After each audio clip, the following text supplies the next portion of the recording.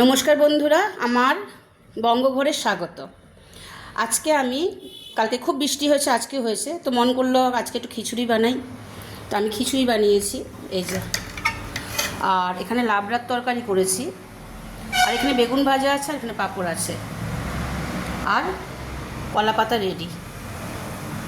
তো আপনারা খাওয়া দাওয়া করে নেবেন, আমি খিচুড়ি বাড়ছি। আপনারা যারা যারা খাননি তারা খেয়ে নেবেন।